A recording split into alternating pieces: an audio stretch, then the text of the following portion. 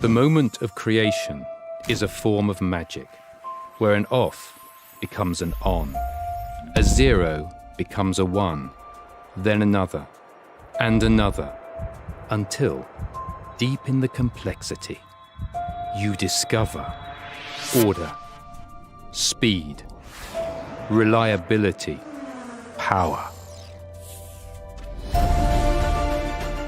Experience the WD BLACK NVMe SSD.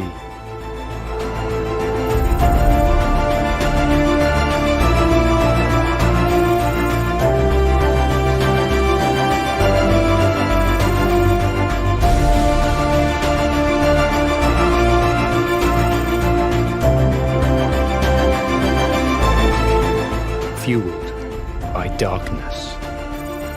Level up to NVMe SSD performance.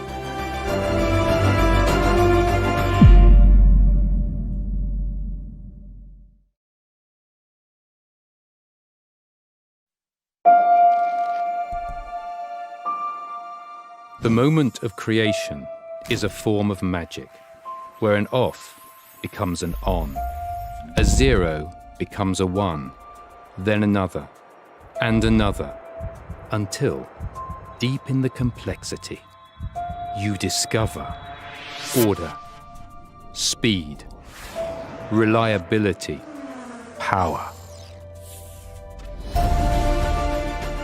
Experience the WD BLACK NVMe SSD.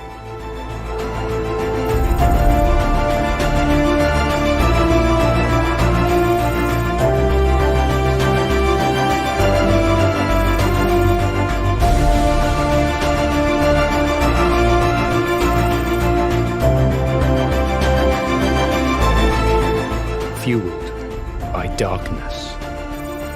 Level up to NVMe SSD performance.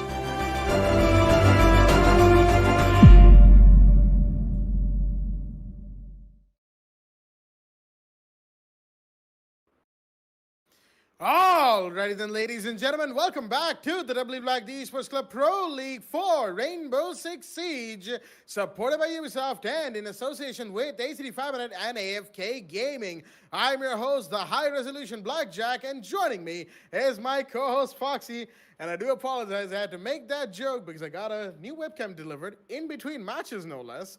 And it actually looks pretty good. So, you know, I'm allowed to say it, I guess. Anyway, coming back to the point at hand, we are on the second half of Day 3 of Division 1.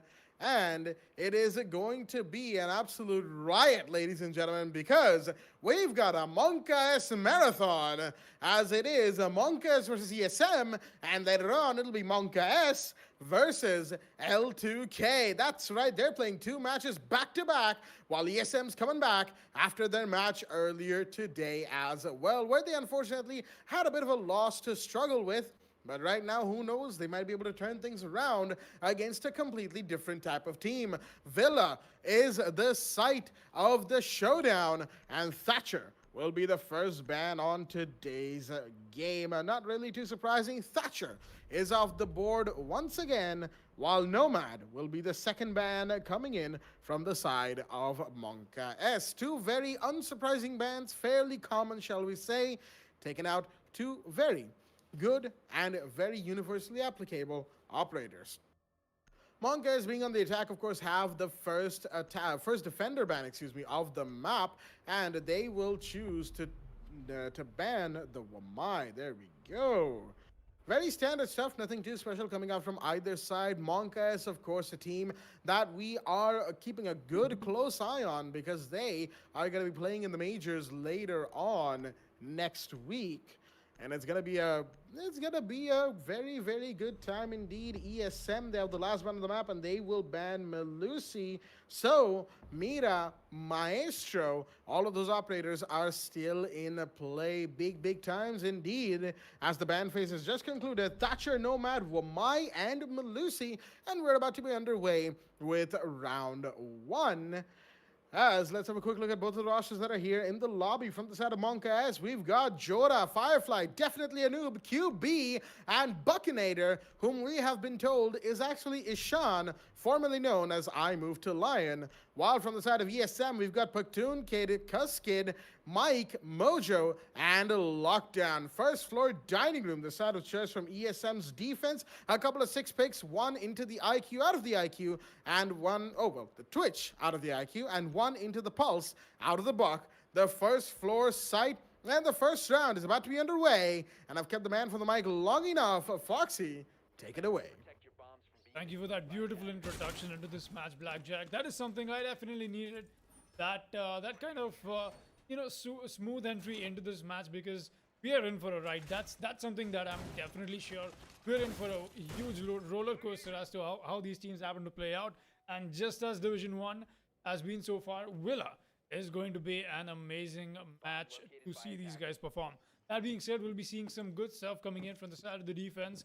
Got Lockdown bringing in the Pulse. Cuskid will be on the Goyo.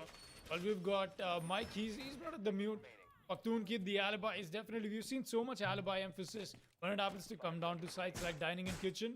That's exactly why we are seeing her. We are seeing her here today as well. Mojo, very rightly so, he'll be playing the Jaeger. Meanwhile, coming back to the side of the attack is Monka S, looking very strong as to their operator roles. Will be very well decided as well. We've got QB running the Ash very well. So there you go. Finally, I'll be casting a match that QB is playing. It's been a while. It's good to see that, appreciating the moment. That's all. But definitely a noob just coming in with the Hibana. That's going to be the heartbeat support that the team needs. Firefly has brought the Iana that he'll be using right now to get some information as he happens to just take a look around on the basement. Wants to make sure that there's nobody just hanging around trying to wait for a perfect moment. Playing the attackers as they try and make this push happen. Buckinator, that is a Shan. They'll be playing the Twitch. There's not a huge Twitch emphasis, when it does come down to the fact that hey, there's so much more utility that other operators just happen to have. Even you bring out a Gridlock or a Nomad for that matter, things do tend to change, but that's not the way the match has shaped up to. Firefly trying to employ his grenades, so nothing yet so far, as we'll be headed to a little bit of information / push from QB already. He's going to get that free kill onto Lockdown. That was most definitely a very sad death to see, because I'm not sure if QB did that calculatedly or there was somebody else who was giving him information. He definitely had his drone. There we go.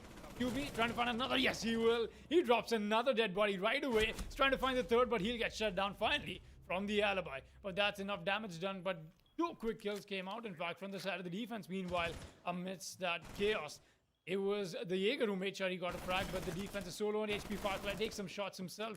He's just going to try and fall back, at least for the while. No re-engage comes up, but Cuskid is here to get a kill from the C4.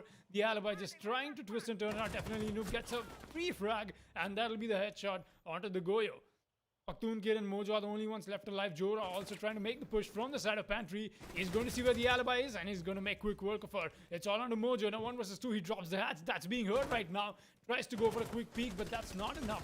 Not enough bullets on that mag. Hibana has to switch to the bearing 9 right now. Or is he going for a possible reload? He won't be doing that. Mojo's position given away, but that's a wrong move. Hibana definitely Noob goes down. It's a 1v1 that he's put himself into. He knows that, and now he's got to find Jora. But Jora, he knows exactly where he's coming up from, almost biffing his shots. Just going to keep his calm and go on the reload. Mojo low on HP, 1 bullet could do the job right now, but that's exactly what Jora needs, and he'll make sure he gets the headshot. And it took him a little while, it looked like he might get taken down. Who knows? We've seen stuff come out from the carbine, but no, Jora is going to make sure that, hey, it's us, and we've got this in control. Monkas will be walking away with the first round. As that was really good, well done from his side, as we'll be headed on to the second round, and let's see what the second round happens to offer. A well-secured round, just almost they were about to lose their grip on it, but they made sure that the plays came right on time. That being said, we'll be headed to round 2, and let's see what this match happens to offer. Beautiful round one from both sides. Monk S had a good early attack thanks to the man himself, QB, but then ESM fired back, nearly had it in their grasp. It all came down to the 1v2. Unfortunately, it was not to be for them as Monk S took it post-plant and the clutch was denied. Right now, going into round two, of course, we know Monk S on the attack are a force to be feared, but they're going to need to do some good setting up and some good tactical plays, strategic plays, in order to lift ESM's grip on second floor AVG. We've seen ESM defend this side very well with a lot of gusto before, and who knows, they might be able to do it again. They're going to have a lot of deployable shields, mind you, seeing as the Goyo is in play alongside the smoke. That's already 3, and that is a lot when you really think about it when it comes to the side push. 90 hallway will be held via 2 shields, one facing the office door and one facing the 90 bend from inside of classical hallway. Lockdown in the meanwhile trying to put down his electro claw in the proper position to trick the wall right there. This is going to make sure that it is completely soft breach proof. Excuse me, hard breach proof, as it were, you know. You always want to make sure that you don't give away line of sight to the attackers and don't get taken down. It looks like he's still a little bit experimental with that, but nope, he's finally got it. And he's gonna finally be able to go away and do something else with his time. Platoon Kid setting up a runner right now. The default cam is not broken, while Firefly is gonna spot someone with the Gemini replicator from below. Infinite drones, as they say, but it will be shut down as the Iana herself is coming up the main door alongside Jora. Platoon Kid, damage is done to him on the other side of the building. That's important right there, as shutting down that defender is one thing you always want to do. Platoon Kid himself, he's pretty good when he gets going. Shutting him down early is one of the best ways to make sure ESM does not have a very good, very skilled fragger right towards the end. As Mojo, he's going to find one, but Firefly finds Cuskid, reinforcing, of all things. And that is going to be the end of the Goyo for this round. Meanwhile, QB was the one that went down. That's a big one. Mind you, Monka S really like QB and his unorthodox plays, at least whenever he's feeling it. Maybe not today, maybe not in these first 2 rounds. There's still time, but Ishan's going to go down in the meanwhile. That's Platoon Kid making things happen for his team. Definitely Noob is trying to swing into sight. But there's the Jaeger on long. He's going to see him. That's a beautiful shot. He's going to get this second one. Not quite locked down. Low on HP. And a much needed frag that definitely is chasing. He's going to be able to get it though. Not quite. He knows that the cross is being held from inside a vault. He will still go into sight. He's in there right now. And all he has to wait for is Firefly to get in while he cuts off lines of sight. That's going to alert the attack defenders to where he is. But no, here comes the Iana for the default plant. Gas canisters and the C4 comes out, but Diana will manage to save herself, and definitely the Noob gets that. The Kaid will drop. Will he find the Capcan? Yes, he will. It's a triple. Can he get the quad in the smoke? Mike coming around, studying. He's going to have to go for this flank right now. He has a line of sight, but Jora has an even better line of sight on him from the hallway. That is going to be Mike to fall, and that is ESM's second round failure, as we will see in the ACT Fibernet instant replay. Beautifully done from Monka S to take the second round. They didn't really have to do too much, just to destabilize their hallway hold, and you're pretty much good, as definitely Noob was pretty much allowed to charge in there and hold sight. Second floor AVG will be the side of choice once again going into round 3, as it is 2-0 in favor of Monka S. Monka is definitely taking this on a very good note. Starting off this match, for that matter, happening to be on attack, they're able to make the best of the situation that they're offered with. ESM, though, not exactly the best of situation as to what they're trying to put Monka S in. They're trying to pick fights where they're isolated, and that's just not working out for them. I get the dependency that ESM has on their frag power, but Monka has got amazing gunners, and that's exactly what is costing them.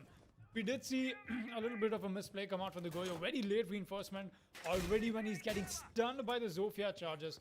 That was not the play to make. And even if it was, it could have been with some cover. Maybe from inside. Maybe somebody watching that angle where you know you're being contested from. But hey, that out of the way, we did get see some nice stabs coming in from the Zofia. Some good stuff from definitely two brother, I believe that was. And that was good stuff. A good push that he happened to make onto site, and that's what we love to see. A good attacking round is what we happen to see towards the end of it. That being said, once again, the site is going to come down to the games room and aviators for that matter, as the setup is going to be very similar to what we got to see before. The action phase is underway. We've got QB running the Ash once again, as quite the emphasis as to how I'm seeing Monka S approach this in a little more frag heavy manner. We've got only definitely a noob trying to employ that support you usually get to see, and just as the Iana pick is such a high IQ pick in moments like these, you already have the Twitch to disable so much utility for yourselves. That is enough for windows where you can just drone out with the Iana and try and make pushes happen, and that's when you have your fraggers like Buckinator, the QB, got Jora, everybody stand up for your team. That's exactly what's been working out for Monkas for them. But is their ESM trying to shut this down? So far, not really. Firefly will start things off. He's going to find Paktoon Kid. Really well done. A possible chef's nade is what is being cooked right now, as he tries and finds a frag onto the default spot. There's nobody going to be there, but Mike takes so much damage from that. Was that from him either? QB already keeping the feeding frenzy on, and there goes quick couple of kills. It's all down to the Kaid, who's stuck in wall. He's going to find a frag. He'll find another. That's 2 kills for the man already. He's now on the pistol, and that'll be it. That'll be all that he can find. And once again, like I said, the frag heavy approach coming in from the side of ESM towards Monka is being countered right back in, because Monka is a very experienced team, and when it comes down to gunning down people, they are very experienced at it. You don't want to pick a fight like that. And well, that being said, a good attempt from the Kaid on a possible clutch that he wanted to bring out, but that is something that they just could not try and push and make it happen. That being said, we'll be headed to round 4 with the lead going further in the favor of Monkas, and the side this time around is going to be Trophy and Statue.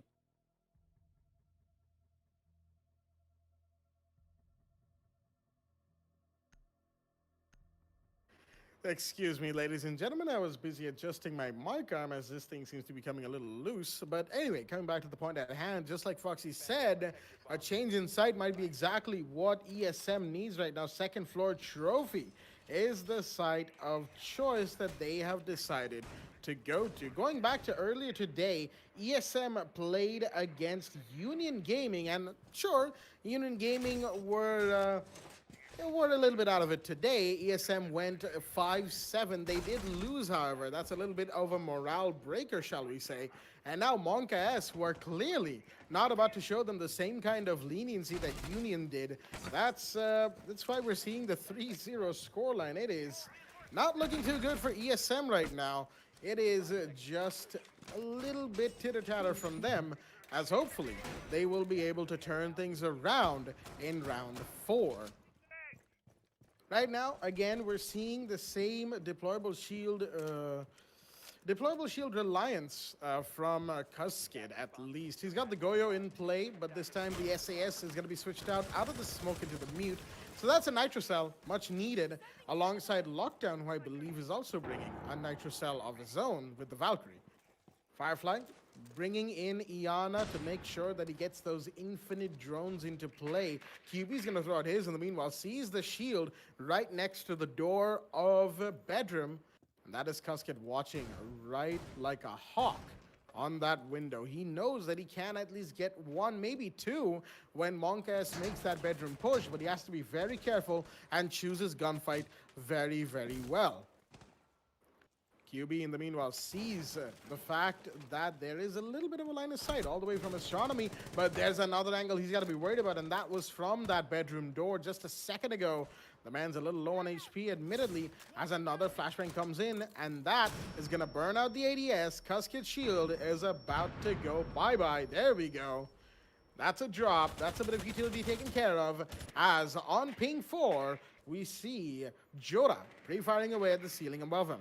Valkyrie camera is going to be spotted underneath the bed. That's a good bit of utility, again, spotted by Monka S, who are just droning themselves in, really. They're now being hyper-aggressive, but Paktoon Kid He's going to find one, and that's going to be Jorah taken care of. A big drop comes in, and that is something that they really needed. One way to make sure Monka S does not get away with winning back-to-back rounds is to try and shut them down early. At least one, maybe two operators, and not get refragged. Cusk's going to get one, but get refragged onto instantly by QB. That's a good kill from QB, mind you. The Goyo needed to go down, but there's still Paktoon Kid. He is still alive and still kicking. He hears the movements being made by the Twitch down below as Ishan is trying to find this kill. But can he get it? Paktoon peeks and he will go down. That's unfortunate. The Jaeger will drop, and that is the second refrag. Much needed and well taken. As the astronomy push is about to come in from inside the bathroom and the stairs, there's the default cam as C4 goes out from lockdown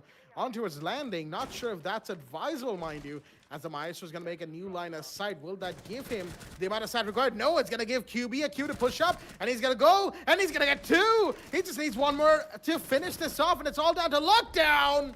Who will fall? QB. Beautifully done, triple kill, gets his quad, and gets his team yet another round. I did mention, ladies and gentlemen, as we move into the ACT Fibernet instant replay, that only one of the ways to make sure Monka S is slowed down is by shutting one down early without getting refragged. And unfortunately, then not only did they get refragged, but they did at a time when Monka S's setup was more than ready to get in and finish off the action. 4-0 is the scoreline going into round 5. ESM very much in, pretty much shattered right now. And they need to try and pick themselves back up, pick up the pieces, as they say, going back to first floor dining room and kitchen. Hey, this is exactly what I talk about. That kind of oblivious energy that QB happens to bring on board. Just no care for himself or the diffuser he had in hand.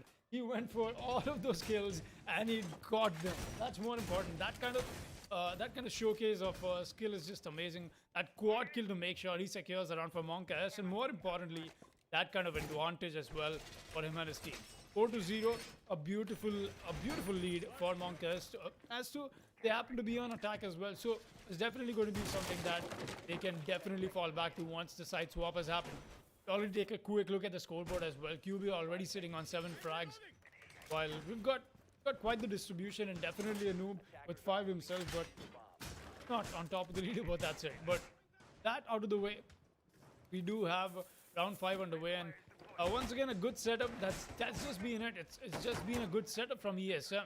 We haven't seen some conversions come out yet, but we might get to see them make something like that happen. ESM does come out to be a very intelligent and a very, I would say, a very adaptive team as to what they happen to offer. But will they be able to fight against what Monka S is trying to bring on board or not? Let's see. Let's see what happens. Casket is still all the way above. He's trying to find somebody that could be the Hibana. Right now, he's just going to get droned out, and he might be in a difficult spot right now. The drone clear from Monka S is so on point. Everybody on their stations. The astronomy window is being grappled as well. The long angle taken out, and also the pressure from the closet angle is being put to use. Casket definitely does not look like he'll be able to walk away with it, but Mojo is here to help him. He'll make sure that it'll be Ishan who goes down, as Jorah is going to take the fall as well. Paktoon Kid chimes in. The quick kills coming in from the side of the defense has definitely turned out to be a bait and switch from them into making them walk into their own strategy. Definitely Noob knows there's somebody in the bot top. I think that's exactly what he's suspecting. Might be able to walk away into this unharmed unless he happens to get that frag. QB still watching that angle. Cascade is going to have to play this. No, he does not play it well. It'll be definitely a noob knowing exactly where he is and getting that kill right into place. A 3 versus 4 is into effect as some pre-fast coming from Firefly is going to do some damage to Mike. He just happens to fall back as his position is now given away, but so is the Ianas. Lockdown trying to move around as QB tries to find another frag, which he will successfully. Is slowly sneaking up close to the Valkyrie, trying to see what's up on site. QB still above, along with definitely a noob. Firefly will be the one closest to site, as the mute jammer close to him is not exactly going to allow him to make that push with the Yana, and there you go. He's going to take that out. Now he can go back on his drone, but that might not be the best place to do that right now. QB still watching a possible flank that could come in from the side of Astronomy, as definitely noob makes His push happened onto side along with Firefly. C4 comes in and that almost connected on QB. He knew exactly what's up. He made quick work of that and he ran away from that area. But that has given definitely Anub enough time to make his way on the side. He might be able to find a frag here. He's too exposed from the other angle. That might be the bait from the Pulse. But QB finds the frag anyway, and here's the kill from definitely Anub. They've got the side control. It's all on a Pakhtun kid who's come up for the flank, and that will be one. But he will not find another. QB shuts him down once again, and it's been the QB show for 2 rounds back to back. The Ash does not fail to amaze. Even with that HP, gets a double kill and gets a very impactful double kill for his team to make sure Monka S will take this into a 5-0 on a very good note rather. We'll be taking a quick look at that in the ACT Fibernet instant replay as we happen to see. Look at that. Turning this around, Monka S really well played as they'll be getting another round on board. They sit 1 round away from match point and we sit 1 round away from the second half going into effect. That being said, let's see what Aviator and Games Room happens to offer ESM as we're getting to see the Rook pick come out from Pakhtun Kid. I won't deny that Rook is a pretty good operator, ladies and gentlemen, especially when you really just need to calm down, sit back, relax, and let it flow. As Monka S have really just not let ESM flow, not in the slightest. They have been completely shutting them down time and time again. Look at that man, QB, top of the leaderboard once again, 10-3, going into what could be the match point round for Monka S. You rarely get to see this, but this isn't actually the first time we're seeing something like this come out for a team, as earlier today we had the Demas Force versus Red Vipers game, where Red Vipers were taken to town and then some, as Demas Force took that game 7-1, going 6-0 in the first half. However, Demas Force were playing Coastline, an attacker-sided map, attack on the first half, so makes sense they took it that way. Monka S are playing attack on Villa, a defender-sided map, and if statistics are to be believed, a very heavily defender-sided map. And they have so far just shred ESM into very fine grated cheese, if I may say so myself. So that might just be the hunger speaking. Anyway, round 6. This is not looking good. That's really the point I'm trying to get across here.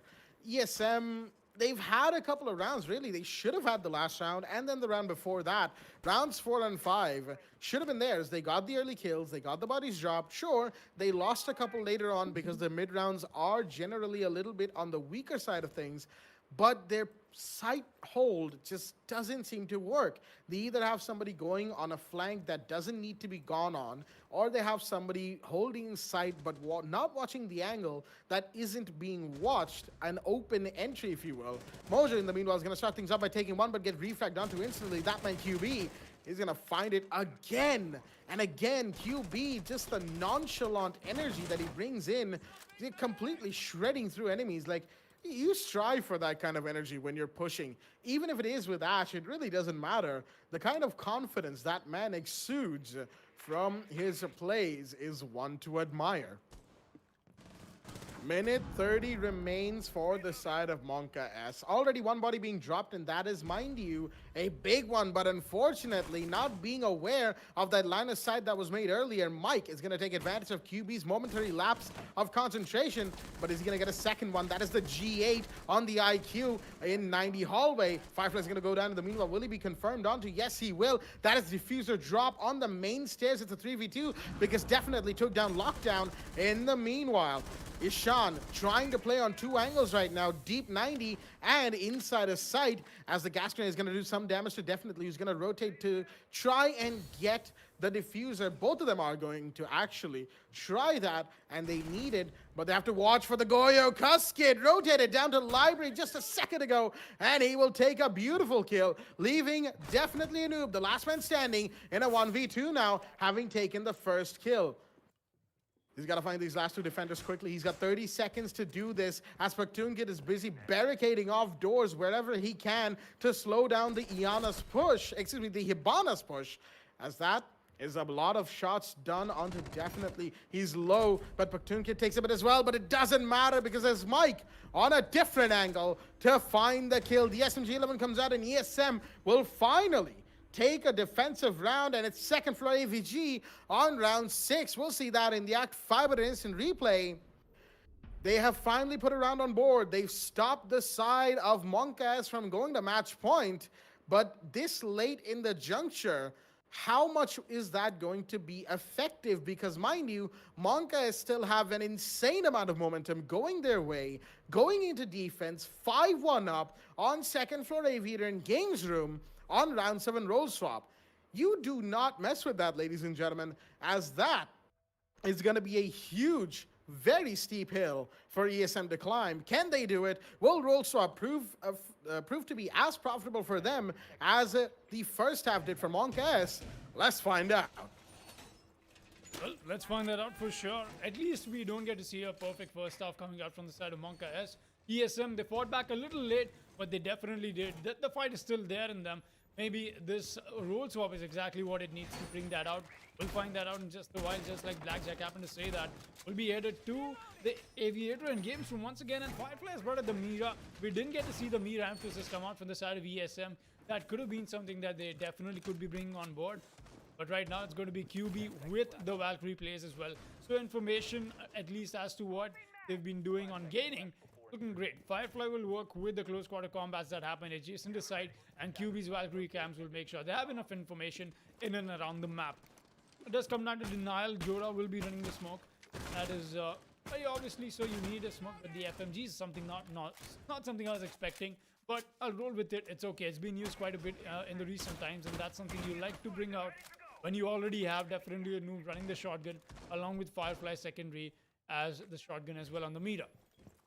The Jaeger, very obviously so, will be employed. You need to take care of all of those projectiles that'll be coming in from Paktoon Kid, from Mike, from Lockdown with the nades that he has for himself. So all of that stuff that we do get to see from ESM is a little more soft breach. I would say soft breach centered, but that's exactly what you're looking for in a match of Villa. A very standard push as to where they happen to be pushing. The entirety of the north side will be taken care of from the attackers, and QB is waiting for this moment, and yes, he will connect a shot. That's a head to be popped, then clicked for QB, as Paktoon Kid is the one who will take the fall. Trying to find one more maybe, but that's just the pre-fire that he's trying to work around. Definitely a good shot coming in to begin things off in the second half of this match. From the side of the Valkyrie, does get spotted on the 90 hallway, still trying to come in with some pre-fires. Not connected any. Not at least after that first kill that he happened to make. Sophia getting spotted, the pre-fires are on. He might even run out of ammo. Comes with the deagle as he'll finally fall back to try and save some of it for a fight that he'll try and take later on. Too much greed is not something you want to do. You need to know when to hang up and walk away, and he knows exactly that. Just fall back for the while. We'll re-engage on that angle later in the round. Kid making his push with Mike, who's going for a long rappel right now. Lockdown has done the right thing by getting the 90 Windows control, and that's what made QB fall back. Mike, meanwhile, has been down, and he's reviving himself. In fact, did he just fall off the roof? Because we did see him rappel above. That does not make sense, because even with his self-revive, it would definitely not put him in a better advantage. But he still walks away with the frag. Definitely a noob is the one who will take the fall, as Jora is taking some shots, but he'll win that fighting his mojo anyway. Mike taking control of 90 is trying to push in. Cascade is going to find QB meanwhile. That's an important kill as he's trying to find more while Lockdown takes down Jora. That'll be the smoke taken care of. There's no denial coming in, and now it's all going to come down to those Mira windows that you happen to use for yourselves. That is from Firefly and Buckinator to make sure that Carbine does its job and does it well. 20 seconds left, and this is the moment of truth right now. It's going to boil down to these few seconds as to what happens of this round. Mike making this push. He might spot the Mira, but no, he's gone a little too wide about this. And there's the kill from Buckinator. He'll make sure he gets the Zofia. The plant is going down, but the C4 is still into play. Does that detonate? No, it won't. But the plant goes down anyway, and Firefly makes sure he gets that frag. The last attacker is outside study, and he knows this. They can go for this defuse with the cover from the Mira coming up, but the nade goes out. There's the push from Mira, but Lockdown shuts him down. But the defuse is what went down despite the nade coming in. It was a little too late, a little too undercooked, and that's not the way the Jaeger likes his nades. You won't have to worry about them while he is alive, and he's going to make sure that he gets that clutch in. We'll be taking a quick look at that clutch in the ACT Fibernet instant replay, as with that amazing play of partnership coming around from Firefly and his teammate, Buckinator, will be headed to match point and on to round 8 for that matter. But that being said, over to you, Blackjack, as what do you think is going to happen now? Will we see ESM just go in with everything that they have and try and make a comeback? Or is this going to be Monka S walking over them? Well, all signs point to Monk as getting yet another victory under their belts, Fox. If you ask me, as Jora with the 3 billion IQ six-pick right there, out of the Tachanka into the Tachanka. No, excuse me, out of the Maestro into the Maestro. I was reading QB's lamentation of Tachanka not being allowed in competitive, and that sort of overwrote Maestro in my head. I mean, why wouldn't it? The Tachanka rework is a lot of fun, ladies and gentlemen. I've been having a lot of fun with that myself as of late, and I can tell you this much, he is pretty good in the right hands, and I'm pretty sure QB's hands are none better suited for that particular operator. Speaking of him, 12-5 already. He's still going at nearly 2+, more than in fact 2+ kills around.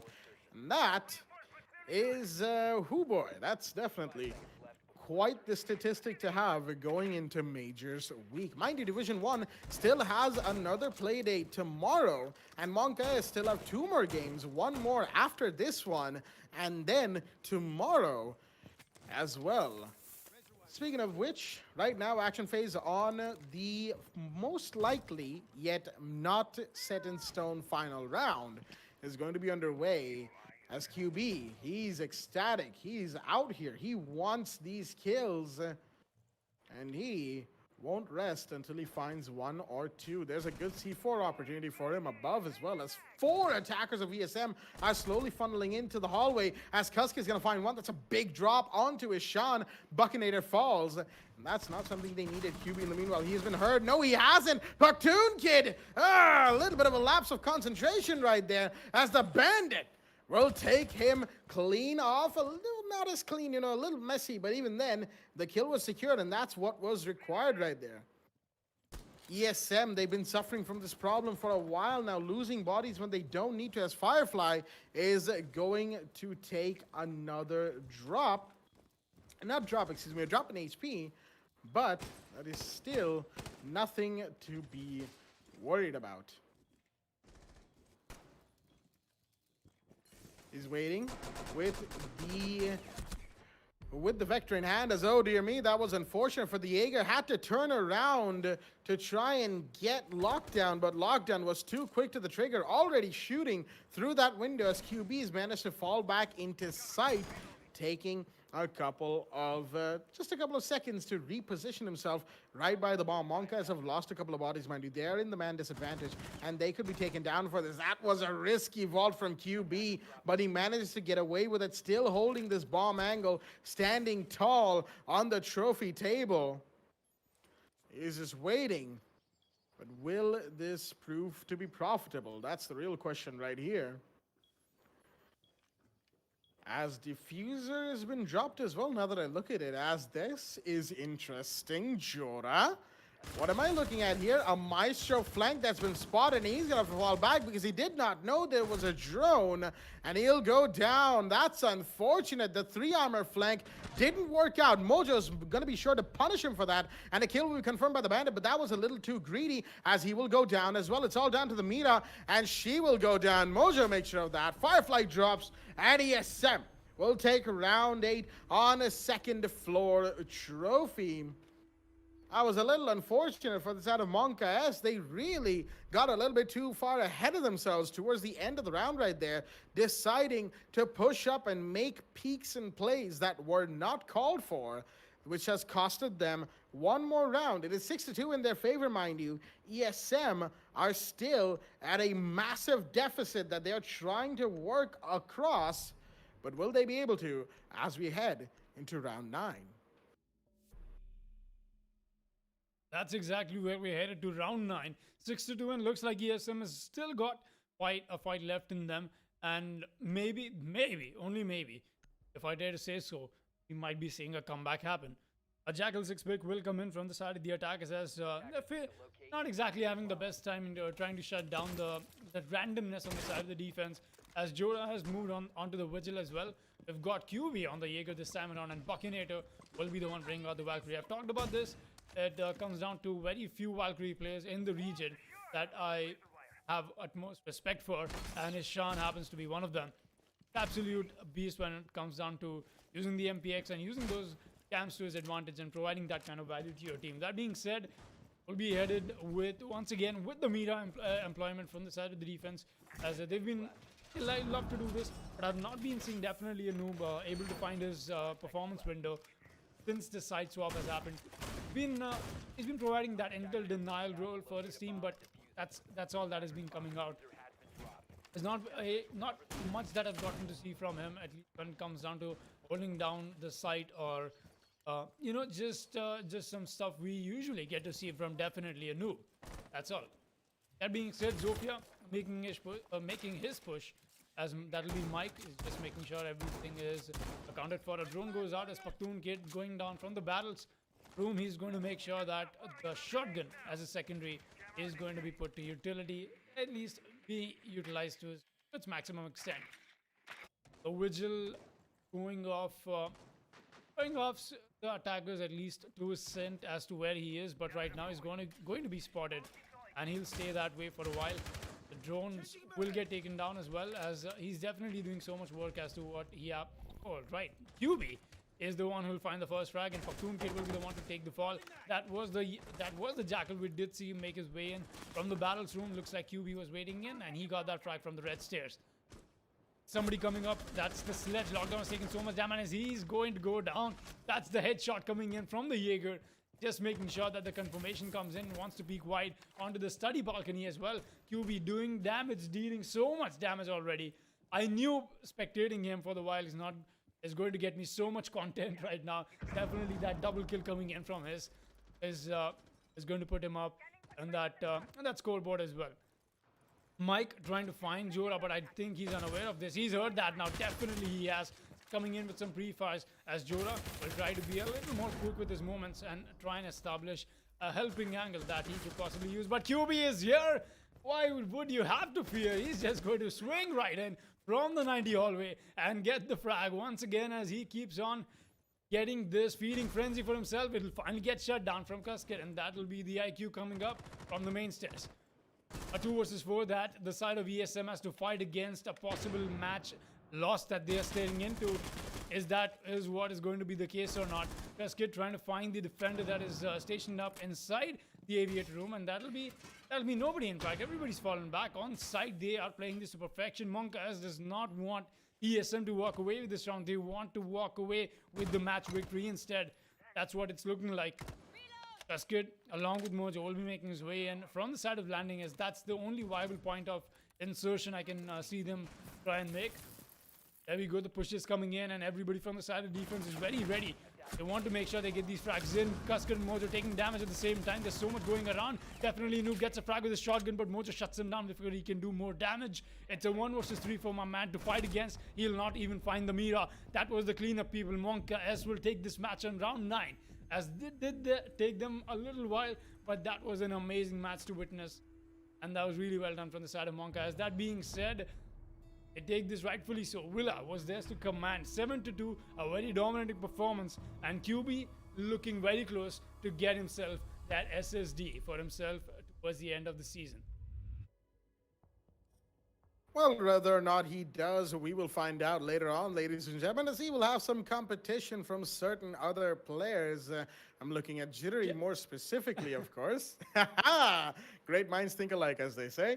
But come back to the point at hand. ESM, their second loss of the day, and they will have to put that on their record. Monka is starting off the second half on a very good high note, mind you. 7-2 on a Villa, going 5-1 up in the first half. On attack, no less. You don't get to see that every day. ESM were just completely torn apart, shall we say. And so there wasn't much they could do, really, especially when QB is going around literally doing acrobatics all over the map. It's only so much one can do or say to that to deny him. As right now, that is going to be GG's for Villa. But before we go into the next game, of course, we're going to have that little bit of time where we're going to relive the moment to dissect the best parts, best bits and pieces of this game. that we just had. There we go. Relive is live on your screen. Starting off with the very first round itself, which was a round and a half, shall we say, all down to the 1v1 between the Zofia and the Jaeger. It just wasn't to be for the side of the defense. Again, there were many rounds that ESM really just should have had when you look at it from this perspective, especially with the man count being in their favor. The body trade was there, they could hold sight, but they just kept losing their gunfights. They were making peaks that really shouldn't have been made.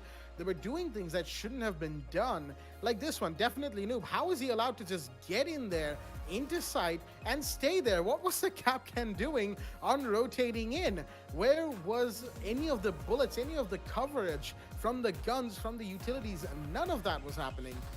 And they got punished for it. This wasn't just round two, mind you. Those were mistakes aplenty in many, many, many different rounds. Sometimes they just got outplayed, like round three. Then again, for every round they got outplayed for, there were 2 rounds where they really should have had it, but didn't at the same time. Monka S, of course, capitalizing on those mistakes as they came a dime a dozen, shall we say.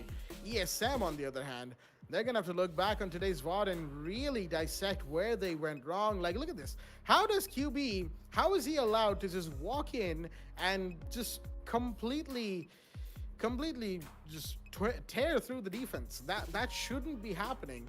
And yet, at the same time, it kept happening. Man advantage didn't matter.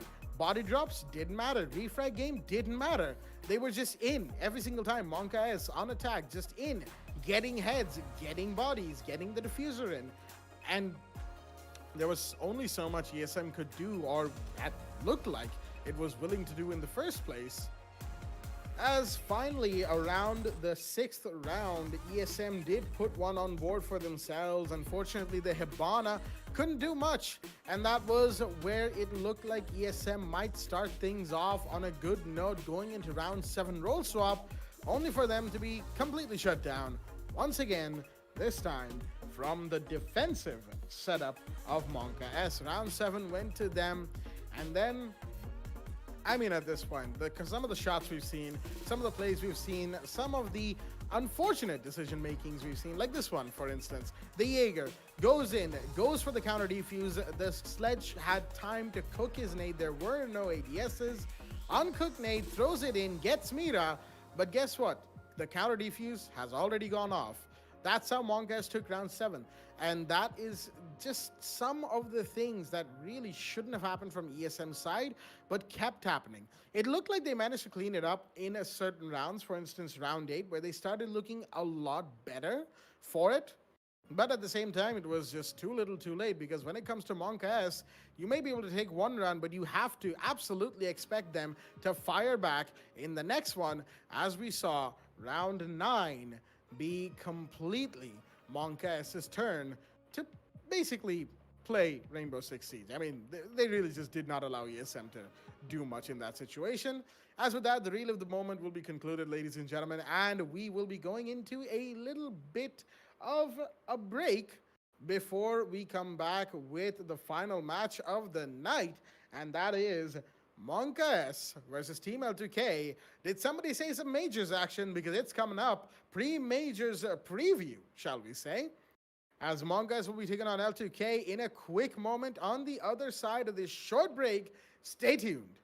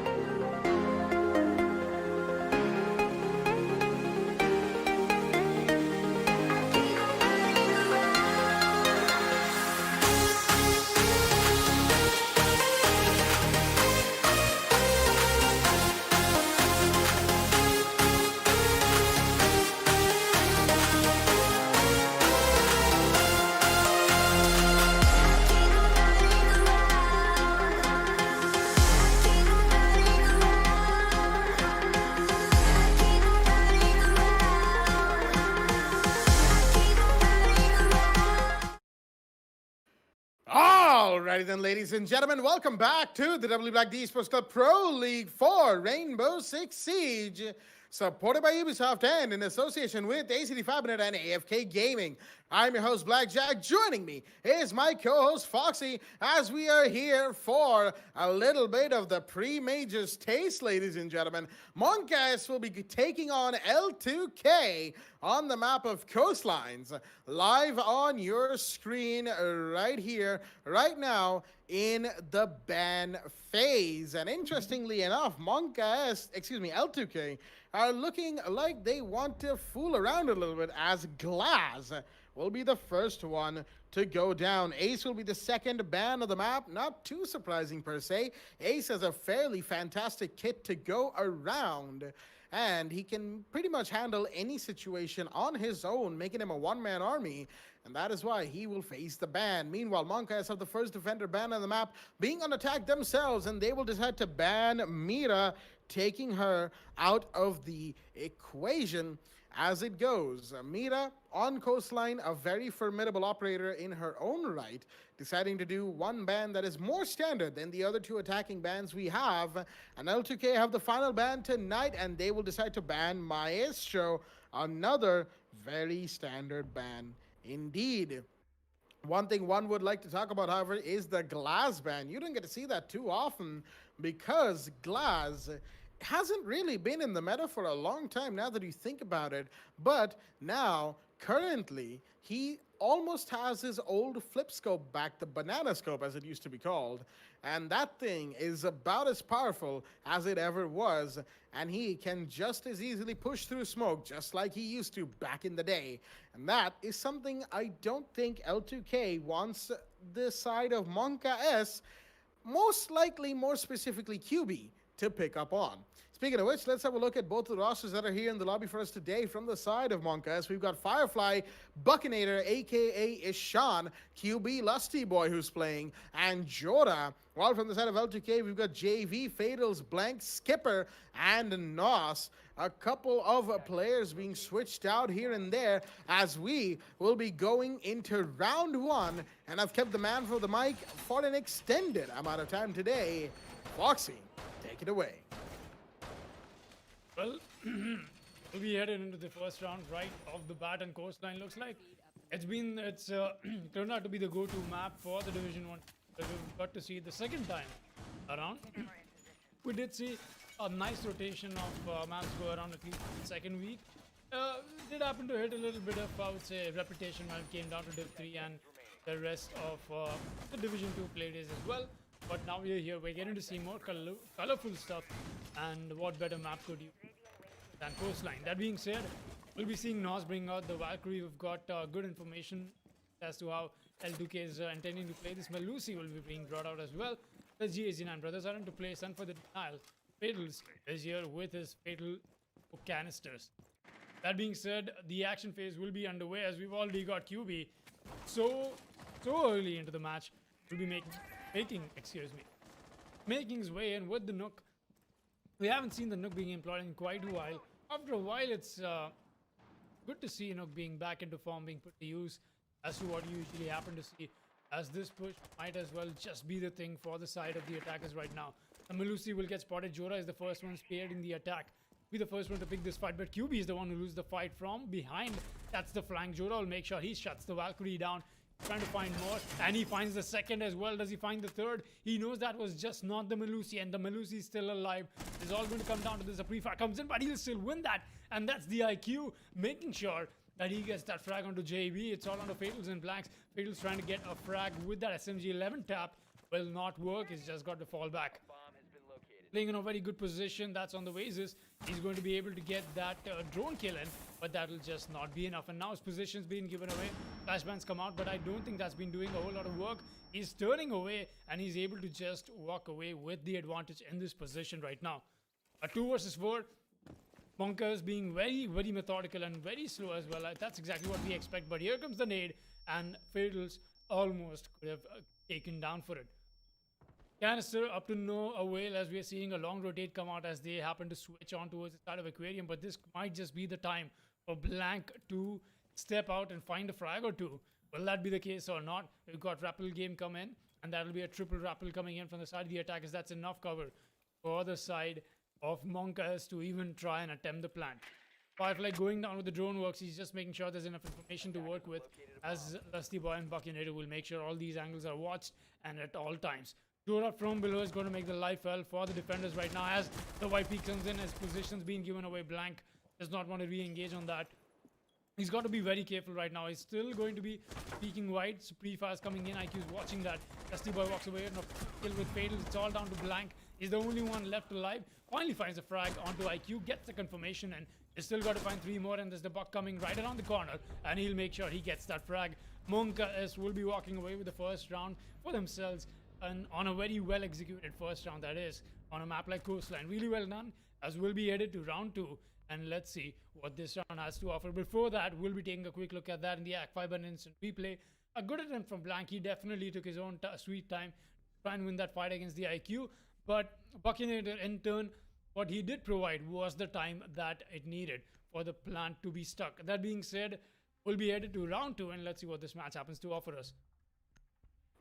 As we have seen time and time again, especially from the previous game against ESM, you cannot underestimate Monkas on the attack, not in the slightest. It doesn't matter if the map swings the way of the attackers or the defenders, they will do what they can to take advantage and take it with gusto. L2K felt that firsthand, and they're going to have to make adjustments to try and slow them down.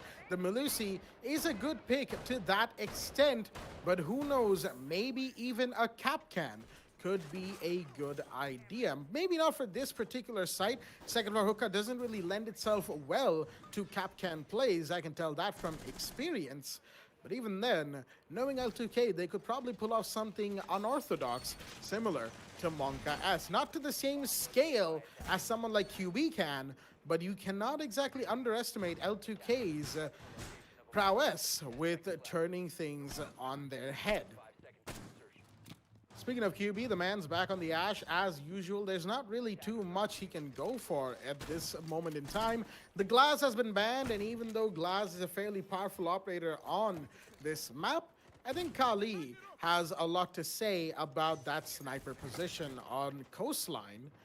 But QB is not going to go with the Nighthaven sniper, not for this round at the very least. We're going to be keeping our eyes on that. We're going to be keeping our eyes all over this game. As again, there's a little bit of a pre-majors taste of what both these teams are going to be bringing out for us here in this match. JV, I believe he's going to be spotted down below playing Sunrise, and that's going to be a call for support from Monka S to try and find him. But do they know that Nos is also holding just on the other side? The Valkyrie doing some work as Jorah is going to take some damage. In the meanwhile, a gunfight of his own as he will go down. Nos is going to take that kill. The Valkyrie comes in clutch as that first kill is secured. Grenade goes out from Firefly, but he's not going to find anybody in the meanwhile as Sean is pushing up through offices. We've got QB on the blue bar window. But both the Valkyrie and the Melusi will pull back onto blue stairs and sight because their job is done. They've taken a kill, and they have wasted quite a bit of time now that you look at it. Meanwhile, QB is going to find Blank in the meanwhile. That was a little ill-advised for the Wamai, going for a peek, possibly even being taken down vertically, as that hole will suggest for the Wamai's demise. Lusty Boy, however, will meet his. Nos makes sure of that, making his double and a signature Nos moment as he is the one starting things off and holding strong for his team. L2K, they need him alive towards the end game. However, Monk S, they do not. QB's drone is going to be going in towards luggage. They know that he's here outside of Aquarium. He's actually trying to push in right now, getting rid of whatever utilities come his way, deployable cameras or otherwise, as Ishan is still holding the lower half of blue stairs from inside of blue bar. 50 seconds remain. QB with the flashbangs, trying to burn out utility, trying to take out the Melusi's Banshee. He'll be successful.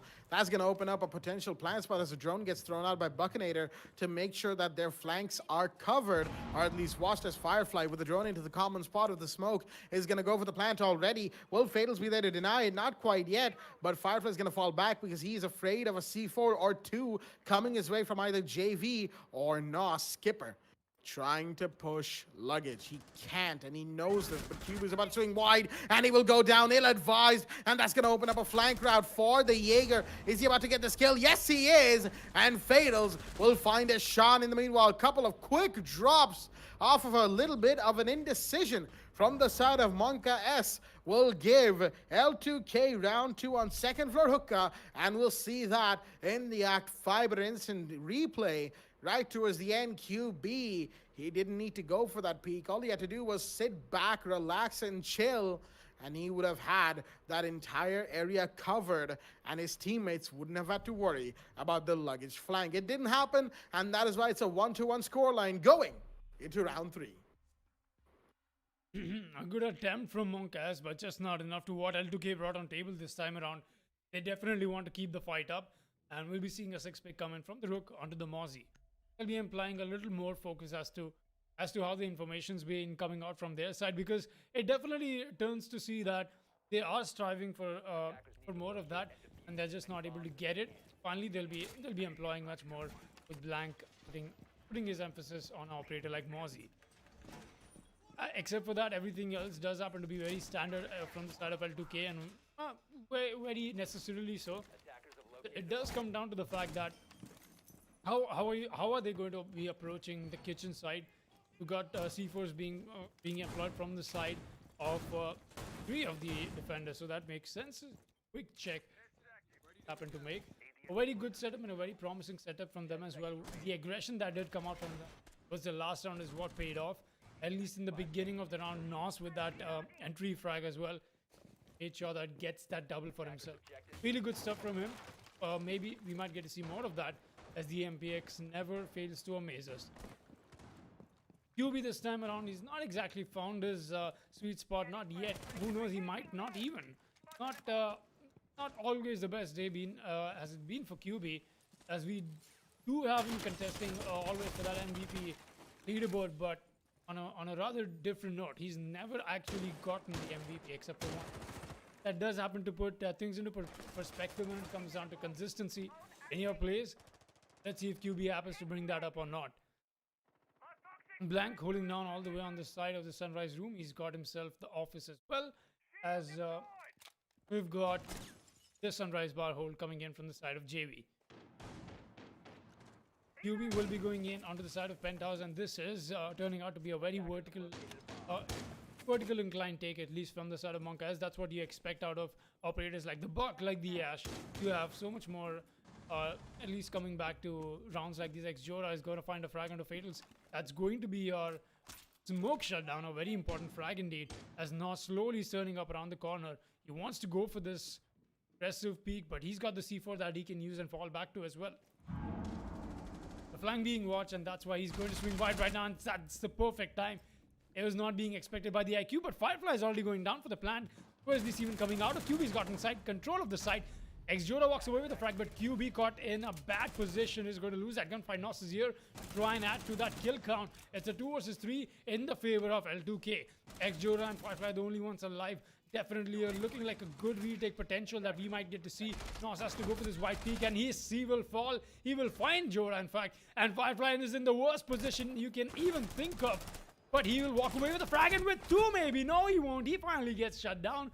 It's a little tough angle to get onto, but you know, when you do get it, it's fairly easy to aim on that angle and just find a frag, and that's exactly what Live to Kill did. Team L2K will be walking with round 3 on a retake situation for themselves, and it was quite the show that we indeed got to see. A good retake coming in from them, making sure that the man count is always in their favor. That push could have been a little slower from the side of QB. Who knows, we might have seen a little different outcome of this match. And that being said, that's exactly what I'm talking about. Stuff like this is what puts up on the edge of our seats. We'll be headed to round 4 with the score in the favor of Team L2K. Score now in favor of L2K, 2-1 being that scoreline in question. Oh boy, that post-plant hold from Monka S fell apart very quickly. And that was a little unfortunate. It seems like they really didn't take into account the sheer difference of the challenge that they'd be facing between ESM and L2K, because they're still playing similarly to how they played against ESM, trying to go for those unorthodox peaks, unorthodox plays, trying to rush things, trying to peak everything. And unfortunately, that's not going to fly with L2K's watch, because they know this is about to happen and they are far more prepared for it than ESM ever looked like they could be. Right now, first floor bar and blue and sunrise bar, that is, will be the side of choice. We've got hatches being reinforced up above. Nothing too special from L2K, mind you. They've just been doing the standard stuff and getting away with it in style. Blank bringing in the dock this time around, and Nos, we're gonna have to keep our eyes on him. 4 rounds in, or at the beginning of round 4, and he's already gotten 6 kills, going 6-1 in 3 rounds so far. Can this 4th round yield him even more? How quickly is he about to hit double digits? Let's find out. Because right now, it's not looking too good for Monka S's early game.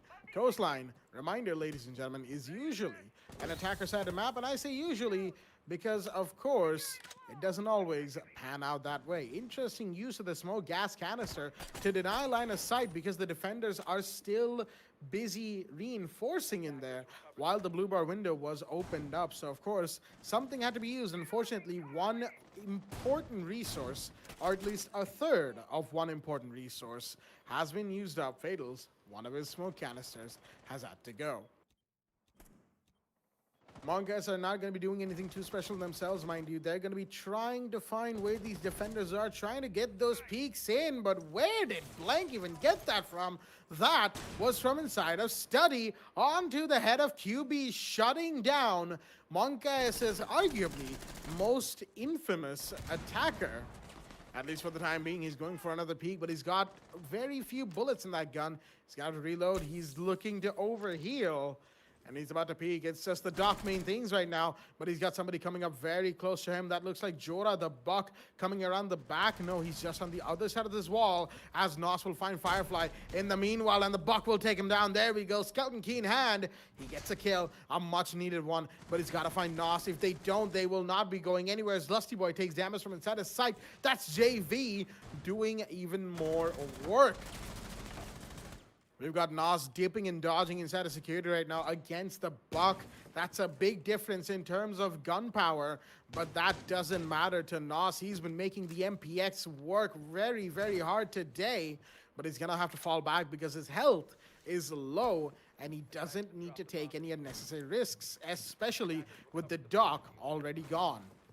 Lusty Boy, he's inside of office. He's got IQ for support on the blue bar window, and they've got to rotate to get in and get the plant off. Jora is going to be going above in the meanwhile, but Lusty Boy's going to go down. That's a big drop right there. That is the diffuser, as a Sean, he's caught in a bad spot. That was very much ill-advised from Monka S, as they tried to go one way, the way that they probably, now that you think about it, wouldn't have worked for them. Jora, does he not see the Jaeger moving around? He finally does, and Skipper will take the fall, but that was quite late from him, as there's 10 seconds remaining. He has to get in. Eshan, that is, and there's the cross being watched from outside in courtyard. Nos with the double. Will he get the triple? Not quite. Actually, he will. Swings back and takes the kill from the reception door. What a play from the man. What a play from L2K, as they are looking more and more unstoppable as the rounds go on. Let's have a look at that in the ACT Fibernet replay. Round 4 going to this defensive team, who are turning Coastline on its head right now. And this is slowly but surely getting out of Monka's hands. They need to turn around. They need to get this round. Will they be able to? It's second floor hookah lounge and billiards room. That's exactly what it's going to boil down to. L2K taking a very definitive advantage already in the beginning of this match, as this map does happen to be attacker favored, but it's been Team L2K making sure that they get these rounds back to back, although they happen to be on the side of defense. We'll be seeing a 6-pick come in onto the Rook. Been quite the emphasis from onto how the Rook is being employed here. Usually get to see the dog, but Fatals is going to bring him out. Blank will be playing the Vigil this time around, as one thing I've got to emphasize is that definitely L2K able to pick up a frag. Excuse me once again. able to pick up an early frag onto QB has been something that they are able to find, and that's been shutting down Monkas for the most of the time, and that's why QB this time around, he's brought out the 200 IQ play. He's brought out the Blackbeard. That's definitely going to help him survive a headshot or two, so that does put him in a better advantage to take fights and, you know, approach situations like these. It's definitely going to turn out to be awfully deadly if he does happen to go for stuff like this. Let's see what they do happen to bring. We've got some amazing fraggers on the side of LTK as well, so that's exactly what it's going to boil down to, and who happens to win these gunfights. My eyes will be on QB though, as he's definitely had a shift in pacing from the Ash onto the Blackbeard. I'll be excited to see what he happens to bring out with the rifle shield for himself out to his reach. Getting the main window open, that's going to be on site. He's not found anybody yet. There's a long angle that he'll still be employing. The Melusi and Rook awfully close to the side. You might see Skipper even go for a possible aggression right now. That'll just not be the case. I was trying to find any strays, but at least for the while, there'll be nobody. Buckinator is just trying to find any Valkyrie camps if there are possibly so. But looks like at the moment he's just going to be doing some more scout duty, making sure there's enough information. As QB trying to find an angle all the way on inside of that little pink bar, as I like to call it. Does not find it, at least not anybody for that matter. Goes for the rappel onto the main window as Jora is taking control of the blue bar for his fellow teammate. The push from downstairs is happening. That's the vertical play being emphasized, but I don't see L2K a whole lot. I'd say a whole lot worried about as to how this is panning out. We've got the Valkyrie watching the long angle as well. That rappel game from the Blackbeard is not really doing anything because there's nobody on that side to make a conversion on in the first place. Blank roaming all the way on the side of reception. He's got nobody to contest with, at least not yet. Maybe he tries to find a possible wall bang. That's what he's expecting. We've got the Valkyrie and the Jaeger playing offside as well. So much going around and so much for Monkas to read into that's happening. Let's hope that they do read into it, because they've definitely come out to be throwing a little bit of a different structure as to what they like to bring in. And there you go, an easy frag comes out from the Valkyrie to start things off, and that'll be Nos making sure he shuts down Lusty Boy. Trying to go for a possible C4 here. Will Nos be able to connect this? He goes out and swings wide. Does not reach that detonate. That's C4 right in time, as QB will find a frag, and there'll be the cleanup from the Nomad as well as Jora finds it. Not able to connect because of the railings, and that'll be from the Valkyrie. A 3 versus 4, make that a 2 versus 4 as QB finds another plan is going down. Flank is here on the flank as JV is going to find a frag and finds a double. That's from the C4, and then the cover up, and then there's the third, and there's the fourth. JV gets so many frags. He's essentially done this all by himself, but there's one attacker that he's still got to worry about, but that not for long, people. Blank gets the final frag, and that was the cleanup. JV show, and Blank made sure he was there for his teammate and gets the final frag. We don't really have a whole lot to go in that replay cam, but there's quite the stuff that happened there with the last attacker left alive. That was Jora. He had to get the kill onto JV. He did that successfully because of the Nomad charge, but Blank was on the flank and he made sure he got that trade off onto Jora. Really well played from the side of L2K, and looks like no matter what the side of Monka S has been doing, it's just not working out as to how they're planning this out and as to how they're approaching this, at least in the first half of this match. That being said, we will be concluding the first half of this match after this round. Round 6 will be underway. 4-1 is going to be the scoreline. Let's see what we have going ahead into this match. Kitchen and service entrance is going to be the side from the side of L2K, as we've honestly, that was one of the best retake rounds I've seen from the side of the defense. That was the JV show, in fact. Very well deserved first season MVP for the man. But hey, that out of the way. Let's see what round 6 happens to offer. I mean, in a way, one has to ask, how were the defenders allowed to get away with that? I understand Blank's flank was being watched by the air jab, effectively speaking, by the Nomad. But how was JV allowed to get a triple in that manner from inside of sight? Where was the protection from the C4? Where was the awareness that there will still be a C4 if the Melusi is still alive? Monka is making the mistakes that ESM did in the previous game that we had, ladies and gentlemen, right now. And they're not looking too good for that exact reason. L2K bringing to light those exact flaws and fallacies that Monka's defense, their attack has had so far. Mind you, that was a 2v4, if nothing else, from just JV and Blank alone. Those were huge plays, and they're going to be very, very high on morale after that, as we've got a bullet hole peek coming out from JV. Once again, Fatals is going to give him just a little bit of a mute jammer for support, as right now, L2K, they've got a strong position. They've got a commanding position after losing just the first round to Monka. They're not about to give up, as the Blackbeard's gone for an upside-down rappel right here. A very precarious upside-down rappel, mind you, as Skipper's taking a lot of damage, but JV is going to find QB. The Blackbeard still falls, even on that rappel. And the Melusi, can anything stop her this time? Can anything stop JV? Can anything stop Nos? Can anything stop L2K? Minute 50 remains, and Monka are going to have to answer that question. If not, they will go into defense at a massive deficit. Look at Nos, 10 kills already, and we're just about to hit round 6. While Jora has been trying to answer back, but unlike L2K, Jora doesn't quite have the same amount of support from his teammates. Right now, massive amounts of pre-fires into the last known location of Nos, but no damage will be dealt. That is the big thing right there. Skipper and Fatals are the only ones who've taken any damage at all, and Skipper is very low to show for it.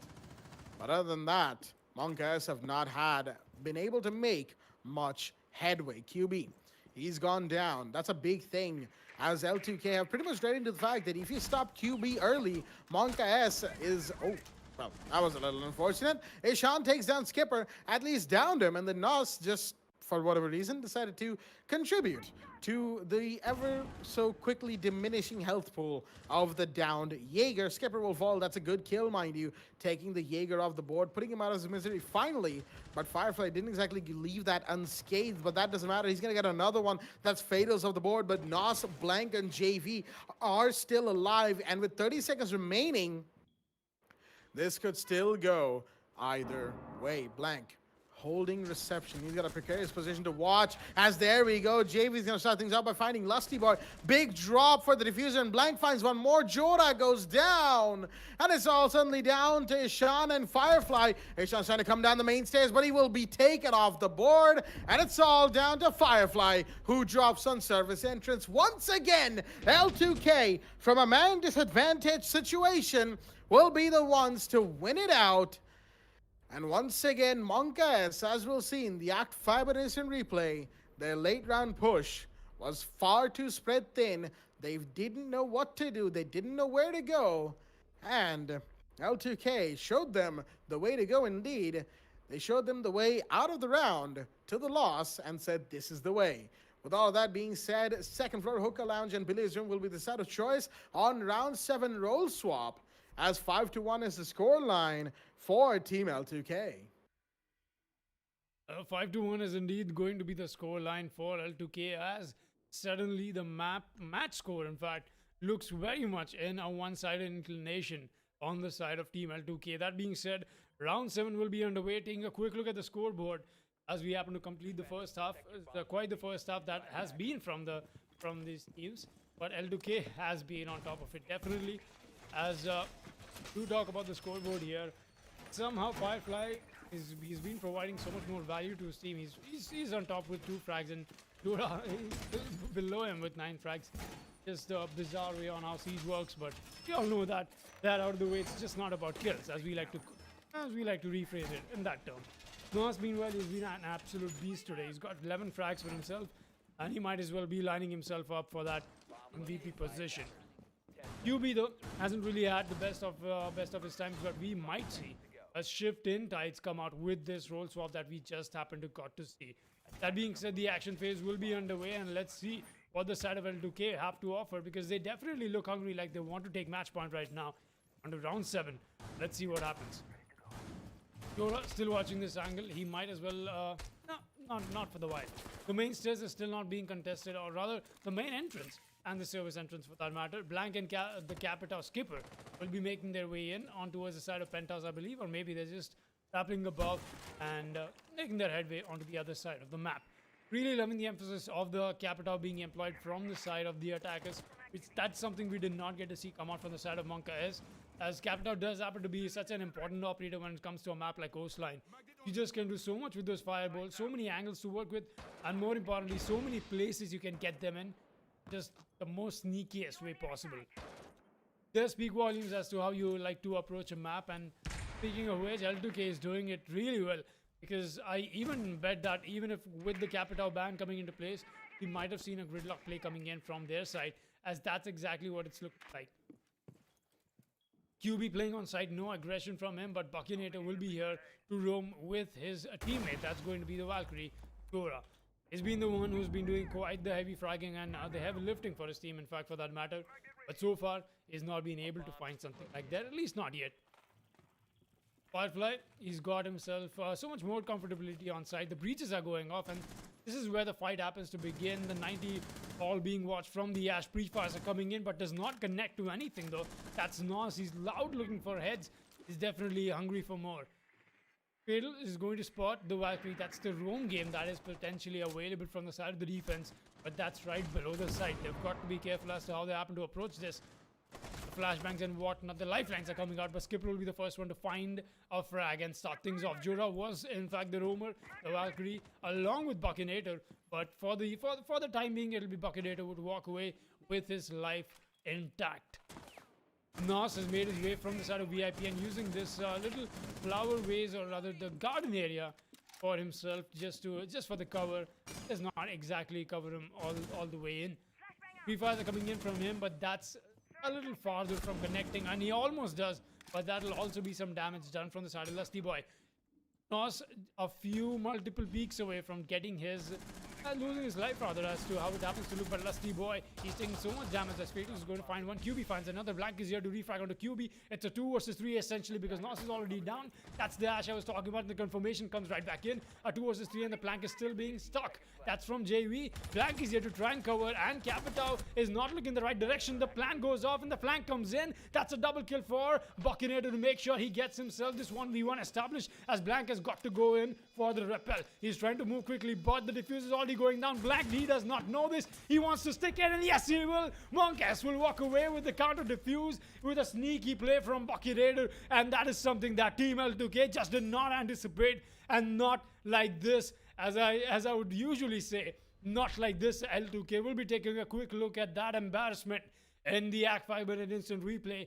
Blank just left out helpless, just could not do anything, while Buckinator went down with the counter diffuse. That was quite the 200 IQ play indeed coming in from the Jaeger, and that does award Monkas another breathing chance as to try and make this comeback. Team L2K go one round further on trying to get onto match point. Let's see what round 8 happens to offer. Well, deja vu, ladies and gentlemen, as we have another luggage side flank that results in the defender's side winning it out. Last time it was Blank on the Vigil.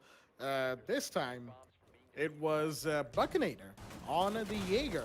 Turning things around for his team, more importantly, getting 2 very, very important frags, and unfortunately Blank, speaking of the man, was left high and dry in that 1v1. He could not get in, he could not get to the diffuser site on time, and he could not stop the Jaeger from running away with that game. That's solo play and a half, ladies and gentlemen. That's one that might even find itself in the community highlights later on.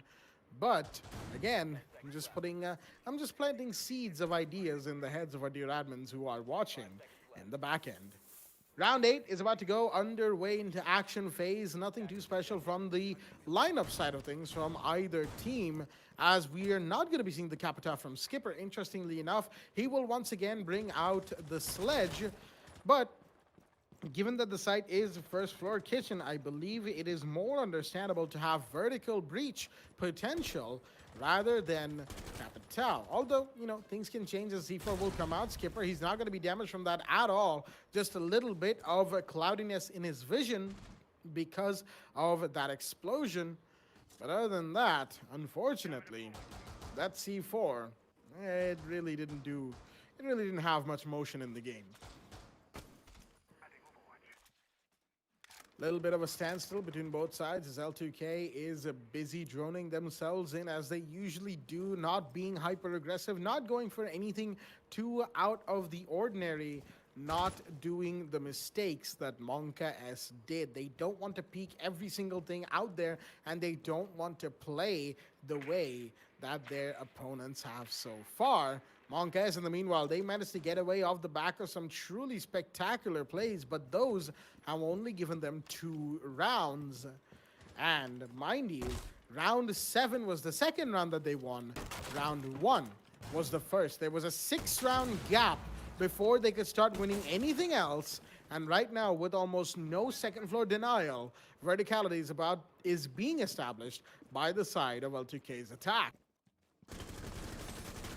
JV, he's going to break open the window just atop white stairs to try and make his way down below. Firefly, he's going to get it down. C4 goes out. Will it find 2? Yes, it will! Skipper and Fatals. Can we get a double? Yes, he can. Firefly is going to start things off in an explosive manner by finding 2 very big kills and dropping the diffuser at the same time. That's what you need to use the attacker's tools against them and to shut them down in as many facets as possible. But Blank, oh, that's a little unfortunate for Jora. He was sitting in a very open position, unaware of the fact that there was a push coming in from above, as QB nearly lost his life, but didn't, and did some damage to Blank in the meanwhile. Verticality is being played, but Nos is going to make sure that Buckinator takes the fall, and that's another big one, mind you, as that is Ishan off the board.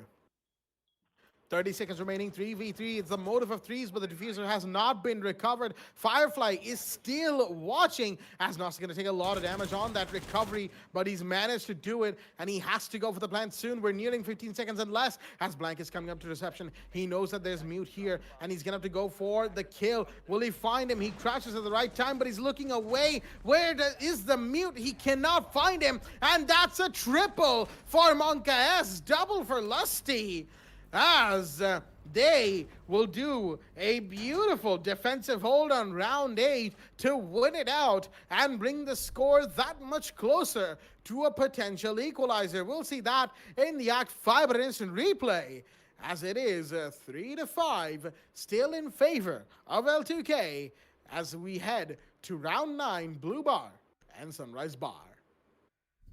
It looks like that's exactly where we're headed, and the second half might just be that little change in pace that Monka has needed. Make sure that they kick themselves up in this match, and that's what they've done. 3-5, and maybe we might see the comeback happening right now. L2K not exactly feeling the best, not exactly feeling the best as they usually would rather like to. That being said, we'll be seeing just a 6-pack coming in, just a quick one as we are headed on to round 9, and the site is going to be Sunrise and Blue Bars. Once again, from the side of the defense, we do get to see Firefly bring out the Mute. Buckinator on the Jaeger, he's been doing a good job with it. Dusty Boy has brought out the Wamai, and QB will be on the Melusi along with Jora, once again on the Valkyrie. Valkyrie does turn out to be a very important element of what Monka S happens to rely on. They love using the Valkyrie, at least as to how it happens to offer the utility. Too much more information you can do with that MPX as well. Does turn out to be one of the drops that Monkas love to rely.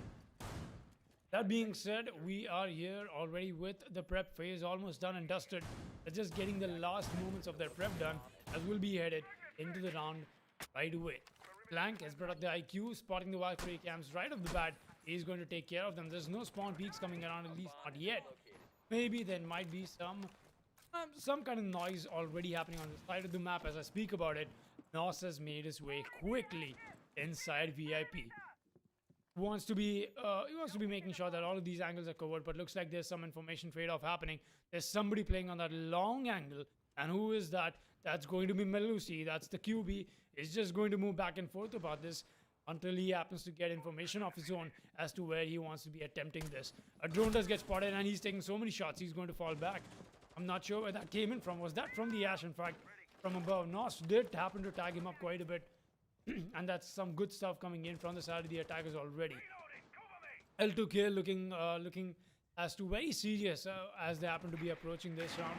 This time around, we have seen them come up with stuff like this as they slowly happen to take the top floor control before they happen to move for the breaches on the side of the offices. And that's exactly what the push is looking like. Fatals and JV for that matter, the Thatcher and Hibana will be stationed right outside the office's doorway. As any moment now, the Jaeger could pick up a fight, and yes, he will. Buckinator taking so much damage. He's just gonna have to fall back, and there's nothing he can do. Jora trying to recontest with the C4 play that he's trying to bring out, and the run-in comes in. He knows exactly that Free Fire is here, but that's just not enough. He's going to use that time to fall back as Firefly found a frag onto Nos. That was a walk-in that he tried to attempt, but he was the one who in fact went down eventually. But so much damage has been done to Buckinator and QB. They might just be a bullet away from getting taken down. Free fires are coming in from JV. There's some drone works that he'll bring out as well. Not sure if this is the best place to go onto a drone on, because you've got some kind of hostility coming in from behind you on that flank. Breach is a priority, and that's exactly what is pushing them in that hyperdrive moment. But QB is keeping their attention a little driven towards himself as well, as to he happens to make this little hole or a possible flank from his side. Push shall come in any moment now from the side of L2K. They look a little scattered, but we've seen them come out of moments like these very well. So Blank wants to try and dislodge QB, I believe, as Jora will be the first one to take the false skipper, make sure he gets that frag. A long peek coming in from Blank as he tries to make his way in. Skipper from the vertical angle is what he's got it, but JV is already going down for the plant. I don't think this is spotted by Monka S, as they finally do, and there'll be Firefly to make sure he gets that frag from all the way from courtyard. Pickles just did recover the diffuser as he makes his way in. Blank will find a frag. I'm not sure to who that was. Fire will be the one to take the fall, but here's a quick refrag as they happen to push in for the plant, but the plant is denied once again. Buckinator steps in. Skipper is all the way above, and there's no way they have the diffuser. There's no time. There's nothing. It'll be Monka S who will walk away with this round once again. No cover on the planter for 2 rounds back to back is going to put L2K in a very, very tight spot as they slowly are getting crushed down along with their confidence as well. 4-5 is the scoreline, and Monka S might as well be on this foretold comeback. Let's see if that is the case or not. Round 10 will be underway. Let's see what they happen to offer. Well then, looks like Monka S have finally decided to show up, ladies and gentlemen. L2K are now making mistakes left and right as that initial push that they always rely on has been shut down at least for 3 rounds straight, and that has contributed to their loss over and over again. And that last round was very messy, very all over the place, and very uncharacteristic of them to not give the planter the diffuser cover twice in a row. I understand the first time you didn't expect the mute to suddenly come around courtyard, but once courtyard was cleared, where was Skipper from above to give cover to the planter while the IQ went down? That is a question that I think we will never gain the answer to, as that is very unfortunate for L2K's attack. Monka S are bringing things around, swinging the momentum around in their favor heavier and heavier each round they win, as it is 4-5 in their favor, and they are not giving up without a fight. That much is very, very clear right now. Nothing too special once again coming out in terms of operators, mind you. This is all down to what the teams already know and have played, rehearsed, practiced time and time again, that they are bringing out slowly but surely more and more of, as we're seeing variations of the same strategy to be brought out every now and again. Jora sees a little bit of a gap that he could put a Valkyrie camera into, and he has done that exactly. Buckinator in the meanwhile down below on the roam yet again, I believe.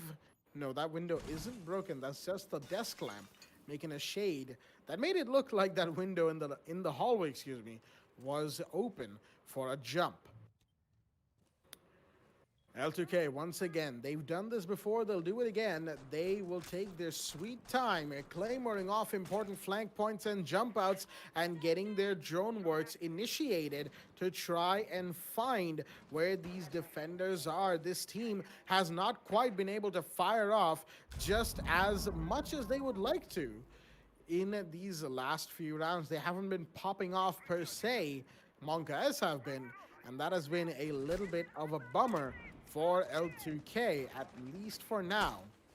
One round away from the equalizer, mind you. Monka S could turn things around very quickly, very swiftly, and very, very suddenly.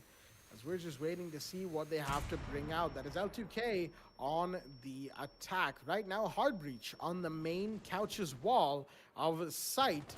Some of it was denied from the looks of it, but Fatals will deny Lusty Boy any more influence in this round as the Y will drop. That is a roof shot from Fatals. Well done to get that first kill as the EMPs are going off from JV the Thatcher in the meanwhile. We're suddenly down to less than a minute remaining in this round. It's L2K. They can only do so much without getting into sight. Their setup is almost complete, but Skipper is going to find QB in the meanwhile. That's a big drop as well. The Hibana was in sight, but no plant. And that's going to be Diffuser drop. Firefly, does he know the push-ups in? He doesn't. And he will go down as a body trade all over again. And it's a 1v4 suddenly for Jora, who has to go in and get the C4 off. He won't, because there's blank on the blue bar window to find him and get the kill. L2K, they knew exactly what they were doing the whole time. Unfortunately, Monka S, it didn't seem like they had a clue on what was going on everywhere other than the push into sight. Admittedly, that push from the Hibana could have resulted in a big drop because of the diffuser being dropped right there, as we saw in the ACT Fibernet instant replay. It didn't matter. The kills were secured, and we'll be headed to second floor hookah lounge and billiards room once again, as match point has been secured by L2K. Well, finally, L2K having that comfort of match point, but I wouldn't really say comfort. They've got it a little too late. That does put them in the hot spot right now. And in fact, they've got to make sure that they perform, because if they do not, we'll be heading to the round of ones. And if that does not turn out well, then we'll be headed to the overtime. And that's just a situation L2K is not looking, at least not from their side, looking to find themselves in, because that would definitely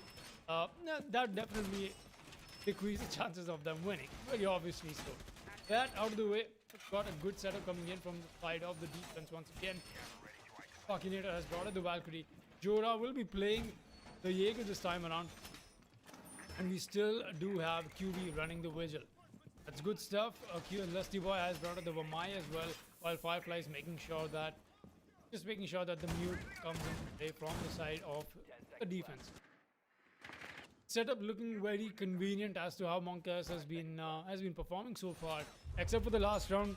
L2K made sure that they read into what they happened to break out very quickly. Yes, looks like there's been something funny that went down. I'm not sure what, but it was related to QB.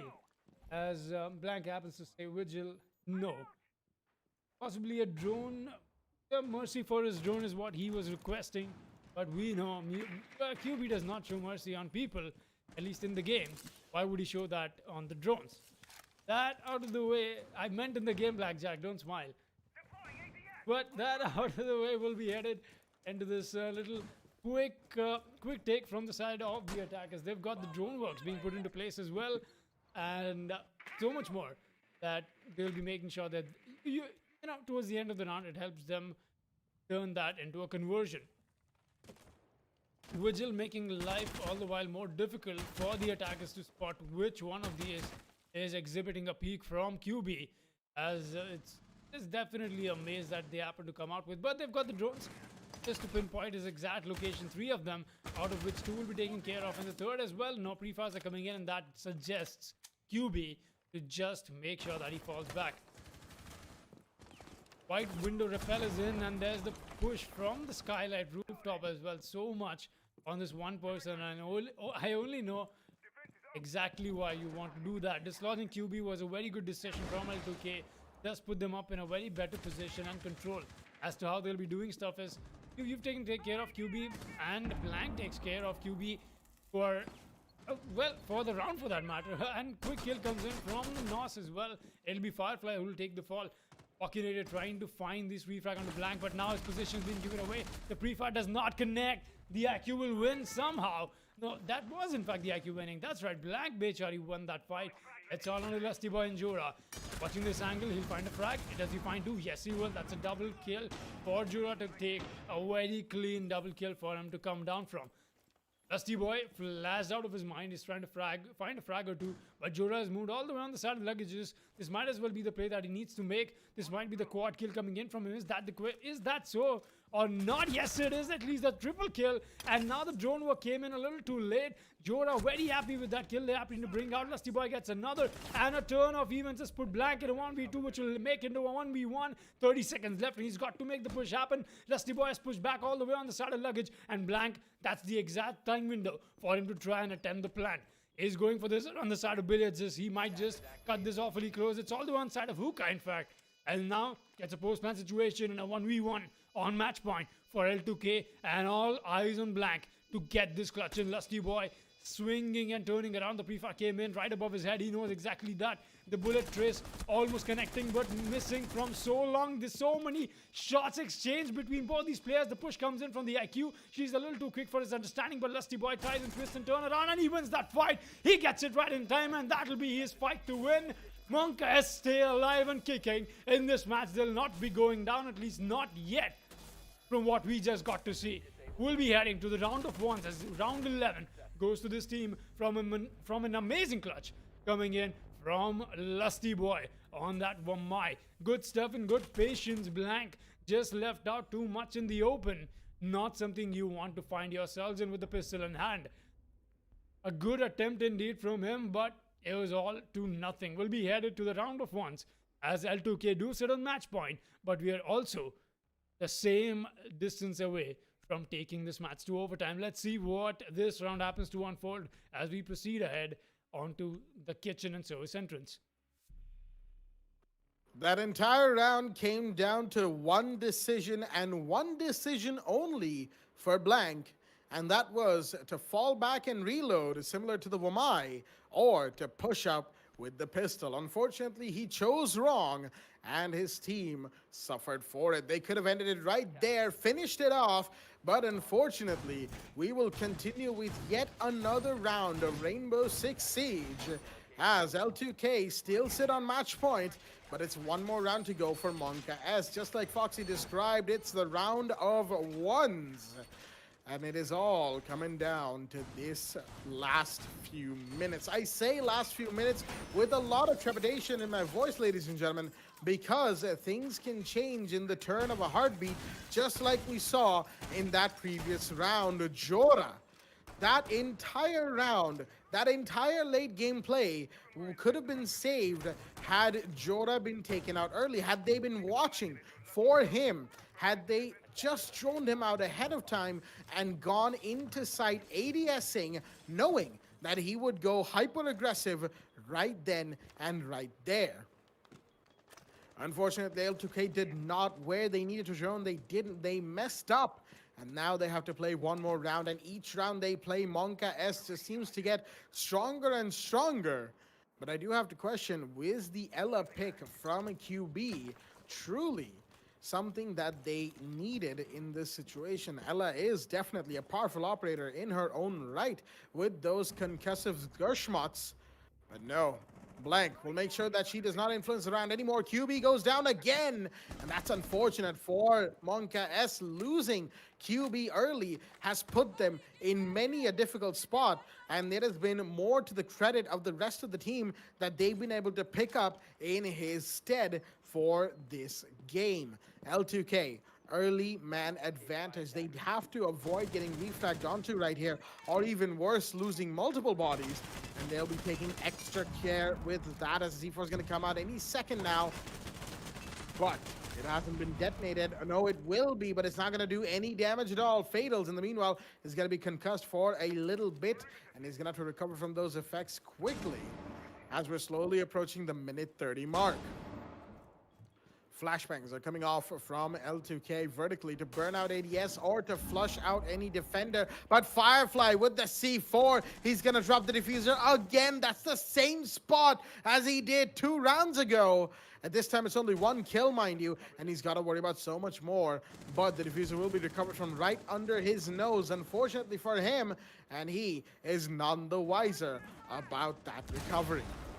Meanwhile, we've got another couple drops from Blank. He's doing so much work, and there goes the Wamai. Monka S have collapsed as Skipper and Blank have made more than sure of that, and is now all down to Firefly, the mute, stuck inside of reception, being pushed on from all corners. He will go down to Nos, the Ash, inside of service entrance. L2K deciding enough is enough, bringing out everything that they could, knowing that Monka S was not about to give up.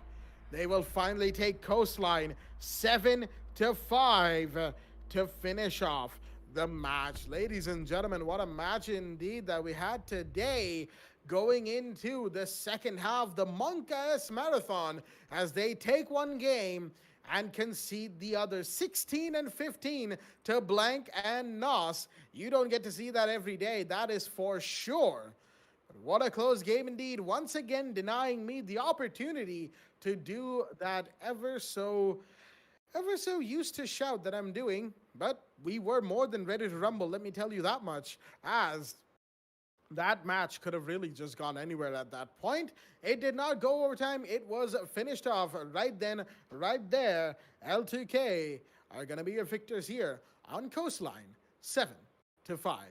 Of course, we're about to go into relive the moment in a short while right here to check out the highlights of the game and to see the best moments, dissect them down for all of our viewers at home before we finish off for the night.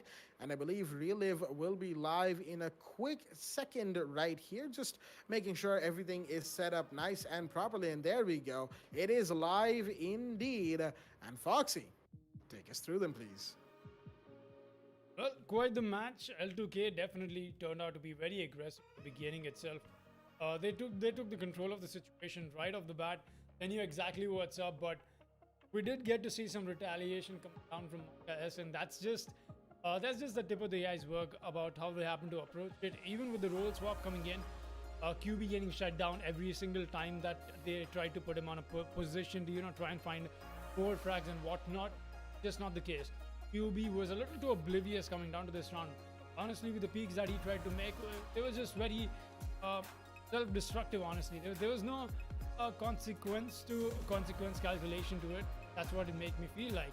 But it's moments like them that he's always performed on, so it does not make me doubt his plays as well.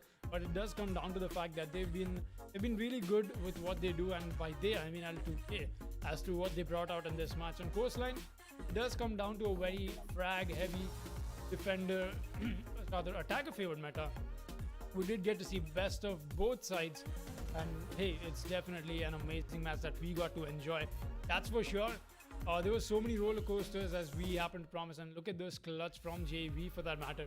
L2K, very big energy movements coming out from them. They just made sure that everything that they try and bring on board is being utilized, and he's being put on that board into something useful for that conversion. After round 6, it was a little different of a story. 5-1 was a very good scoreline for them to walk away with. We did get to see them stumble a little bit, but hey, finally they did get their sweet, long desired victory. Though L2K in the first half were unstoppable, the 5-1, and this round right now, as we happen to see on the scoreboard, is where that little downfall happened to start, because Monka was just able to walk away with 200 IQ plays like these. Stuff like this came out from the side of Monka as well, that solo player potential that they happen to show out. And hey, speaking of which, this double kill from Firefly was just beautiful on that C4. He got the down in just to confirm it. He made sure he gets that C4 kill, and he just was able to walk away with the double on it. Really good conversion with the diffuser drop. Definitely helped Monka put themselves back up on their feet, gave them much more time. And look at this planned denial that came out back to back from the side of Monka again. It did not matter if the trades are happening. It did not matter who's pushing side. They made sure that they always have a strategic position to play out this round out of. Round 9 did happen to go to them, but it was L2K to finally make sure they go on to match point. This push was just something else. And coming back to the last round as well, Blank playing that through amazingly well. Blank got a series of 3 kills back to back on the top floor. That was just something else we usually don't get to see. And hey, that is in fact the case. Blank does happen to be that kind of a player. We've seen him perform really well, and if you do not remember, he happens to be the MVP for the first season of the last league, for that matter. So does come down to that little throwback to our old MVP, who's such a huge fragger, except for this little moment that could have been his, but just not it.